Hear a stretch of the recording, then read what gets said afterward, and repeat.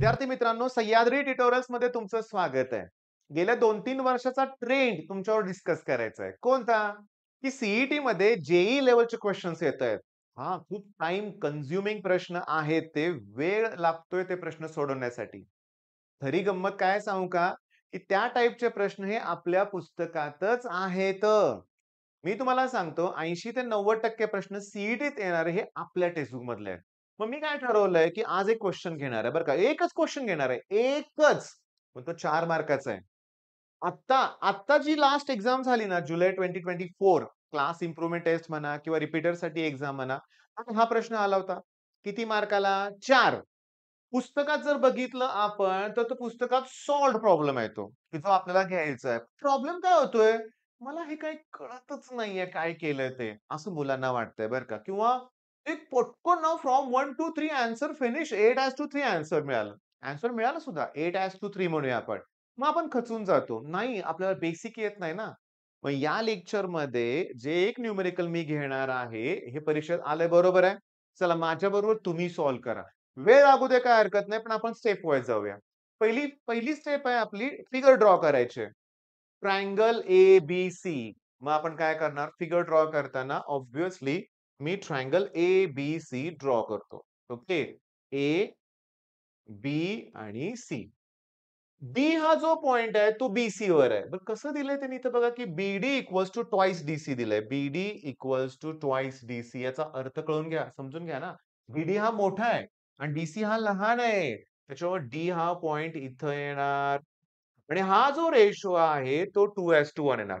बरं अजून काय दिलंय, की बघा एई, ई हा पॉइंट एसी वर आहे आणि एई ची व्हॅल्यू थ्राइस ईसी आहे. म्हणजे मी इथं ई घेणार, इकडे या साइडला आणि हा रेशो मला 3:1 मिळाला.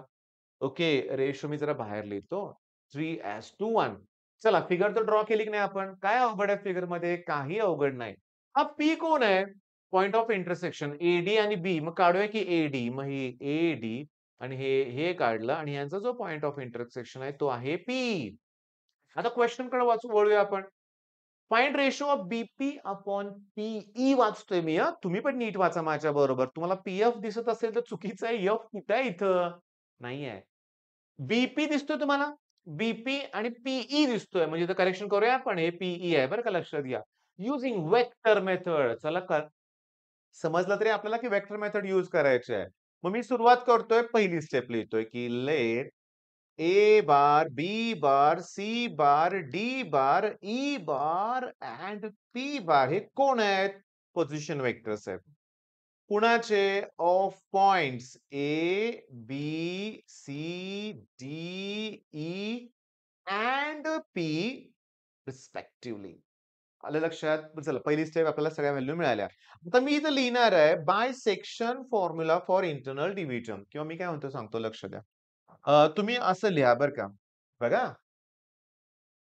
D divides okay. D divides BC कसं? इंटरनली बघा. इंटरनली इन द रेशो बघा इंटरनली डिव्हाइड करतोय in the ratio 2:1. In the ratio 2:1 बघा ना डी हा बीसी ला इंटरनली डिव्हाइड करतोय इन द रेशो 2:1. मग नंतर लिहा बाय तुम्ही लिहा by section formula for internal division. मग हा तुमचा जो डी बार आहे ना मी सिंपल सांगतो. खूप सोपा आहे सेक्शन फॉर्म्युला वापरणं. इकडच्या रेशोने इकडं मल्टिप्लाय या रेशोने इकडं मल्टिप्लाय करा. आलं का 2 सी बार. या रेशोने तिकडं मल्टिप्लाय करा. म्हणजे काय येणार आहे? बी बार आणि अपॉन 2+1. ओके. मग मी इथं शब्द वापरणार आहे. तुम्ही लिहिणार आहे सिमिलरली. मग काढूया का ई बार आपण. या रेशोने इकडं मल्टिप्लाय करा. म्हणजे काय येणार? 3 सी बार. या 1 रेशोने तिकडं मल्टिप्लाय करा. म्हणजे कोण आलं? ए बार आणि अपॉन 4. चला. निम्मं काम झालंय आपलं. बोर्डच्या एक्झाममध्ये चला 1 मार्क मिळून जाईल आपल्याला. पण सीईटीत पूर्ण सोडवायचंय ना आपल्याला. सर मला डी बार आणि ई बार काढण्यासाठी मी काय यूज केलं सांगा? Section formula for internal division. आता मी लिहितोय काय बघा. लेट अझ्युम करा. ओके. किंवा consider that, let assume that काही लिहा बरं का, की पी डिव्हाइड्स बघा.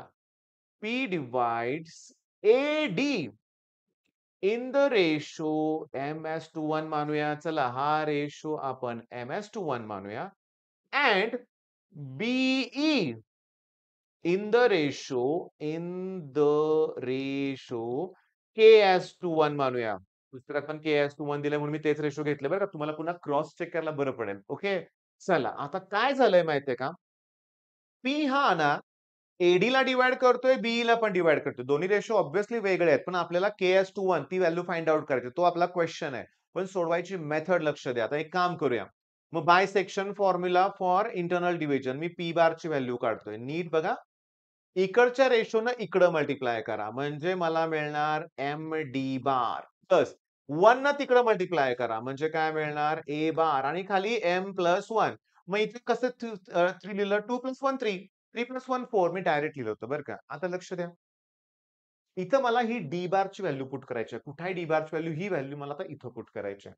म्हणजे मला पी बार इक्वल्स टू काय मिळालं माहिती आहे का? एम इंटू डी बारची value 2 C bar plus B bar upon 3 हे प्लस ए बार आहेतच आणि डिवाइड बाय m+1. पण मी आता काय करणार आहे? ए बार, बी बार, सी बार वेगळं-वेगळं लिहिणार आहे. म्हणजे ए चा कोएफिशियंट इथं 1 आहे. म्हणजे 1 अपॉन m+1 ए बार मिळालं. ओके.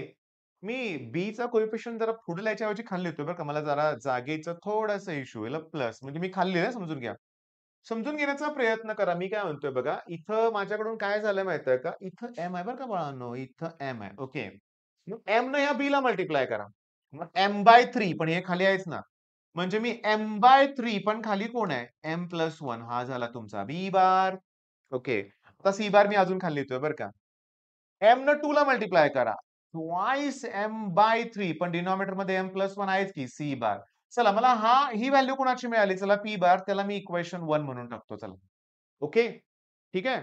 आता मी अजून काय करतोय? परत पी बारची व्हॅल्यू काढतोय. पण आता मी ही साइड घेतो ना. मग के न इकडे मल्टिप्लाय करा. के इंटू ई बार येणार. 1 न बी ला मल्टिप्लाय करा. प्लस बी बार आणि अपॉन k+1. मी तुम्हाला सांगतो. प्लीज या क्वेश्चनला घाबरू नका. पुन्हा-पुन्हा थोडीशी प्रॅक्टिस करा. Section formula for internal division basic लागतं इथं. इथं मी फक्त आज सिम्प्लिफाय केलंय. आता बघा तसं इथं पण करायचंय मला. म्हणजे पी बार इक्वल्स टू हे के घ्या. मगाशी चुकून मी 3 लिहिलं होतं. ई बार ही व्हॅल्यू आहे त्यात पुट करूया आपण. कोण? 3 C bar plus A bar upon 4. Okay. B bar तसंच ठेवा आणि अपॉन k+1. चला पुन्हा तुम्ही आता ए, बी, सी असे वेगळे करा. मला अजून एक स्लाइड नक्कीच यूज करावं लागेल बरं का लक्षात घ्या. ए ला के ने मल्टिप्लाय करा. म्हणजे k/4 आहे. पण डिनॉमिनेटर k+1 आहेच की ए बार प्लस बी सेपरेट आहे. मग त्याला 1/k+1 बी बार. सी इथं आहे. Okay. 3k/4. 3k/4 into k+1 आणि कोण मिळालं मला? सी बार. आता मला सांगा, हे जे 2 इक्वेशन्स मी तयार केले, पी बारचे, दोन्ही पण पी बारचेच आहेत ना. याचा अर्थ याचा जो ए बारचा कोएफिशियंट आहे आणि याचा जो ए बारचा आहे ते इक्वल आहेत. मग आपण असं लिहूया. मला प्रत्येक वेळेस आता स्लाइड चेंज करावी लागणार आहे बरं का समजून घ्या. मग काय लिहितोय बघा मी 1/m+1 that equals to k/4 आणि ब्रॅकेट. म्हणजे 1/m+1 that equals to k/4 into bracket k+1. बरोबर आहे ना? 4 इंटू ब्रॅकेट k+1. m/3 आहे. ओके. आणि तिथं 1/k आहे. ओके. बघा m/3 m+1 that equals to 1/k+1. चला हे तिसरं इक्वेशन आहे. हे चौथं इक्वेशन आहे. आता पाचवं लास्ट. 2m/3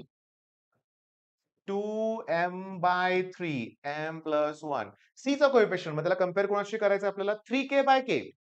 okay, okay. एक मिनिट, एक मिनिट हां. सी चा कोएफिशियंट सांगतो. 3k/4 पाहिजे होतं. 3k/4 आणि मग इंटू k+1. 3k/4 आणि k+1 हे इक्वेशन 5. आता मला k ची व्हॅल्यू फाइंड आउट करायची आहे. मी तुम्हाला सांगू का? शांतपणे बघा. मी लिहिलेलं कळतंय का बघा. डिव्हाइड 5/4. याला जेव्हा तुम्ही यानं डिव्हाइड कराल ना, तेव्हा m ला m, m+1 ला mच कॅन्सल होते आणि k ची व्हॅल्यू मिळते आपल्याला.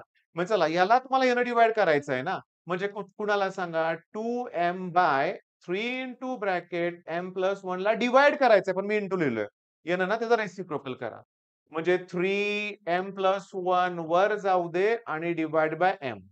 बघा दॅट इक्वल्स टू आता याला यानं डिव्हाइड करायचंय. मग त्याला हे लिहितो मी की 3k into bracket 4 into k+1 divide याला यानं डिव्हाइड करायचं. जर रेसिप्रोकल करतो k+1 आणि आता चला सॉल्व्ह करूया. m ला m हे सगळं कॅन्सल, 3 ला 3 कॅन्सल. इकडे फक्त 2 उरलंय. k+1 ला k+1 कॅन्सल. 3k/4 उरलंय. याने याला मल्टिप्लाय करा. 8/3 इक्वल्स टू k/1 मिळालं. तेव्हा k/1 ची व्हॅल्यू 8/3 मिळालेली आहे. आता मला तुम्हाला विचारायचंय, आठवतंय का तुम्हाला बघा 8/3 आन्सर? k ची व्हॅल्यू 8/3. आता तुमच्या एक गोष्ट लक्षात आली का? की कोणती गोष्ट? की तुम्हाला पुस्तकातले सॉल्व्हड प्रॉब्लेम आहेत ना, तेच जेईई लेव्हलचे हे लक्षात ठेवायचंय. ओके. तेच प्रॉब्लेम आहेत. फक्त ना किती मोठा लेंदी होतोय ना, section formula for internal division. Okay. तो जवळ-जवळ आपण ह्याच्यात ना 1, 2, 4 वेळा वापरलाय. किती वेळा? 4. माझ्याकडूनच चुका झाल्या होत्या. झाल्या होत्या. इथं पण चूक झाली होती, इथं पण चूक. थोडंसं ना ॲक्युरसी ठेवा. पण मी केलंय क्लिअर लक्षात घ्या. ओके. त्याच्यानंतर रेशो घेताना तो ह्यानं याला डिव्हाईड करताना तोंडी करायला गोंधळ होतोय. मग ह्यानं याला डिव्हाईड करायचंय ना, हा रेशो लिहा. याला यानं डिव्हाईड करायचं, डिव्हाईडचं इंटू करा आणि रेसिप्रोकल लिहून टाका. मग आता हा प्रॉब्लेम तुम्ही इमिडिएटली सॉल्व्ह करा आणि पुस्तकातले ना तुम्ही गंमत जर बघितलं ना, या टाइपचे प्रॉब्लेम कुठे आहेत माहिती आहे का? आता हा सॉल्व्ह करून दिलाय की नाही? लगेच एक्सरसाइज बघा. मग प्रत्येक एक्सरसाइजच्या अगोदरचे प्रश्न आहेत ना, ते टफ आहेत बरं का आणि ते सोडवायचेत आपण. आपल्याला पैकीच्या पैकी मार्क मिळवायचे आहेत. All the best.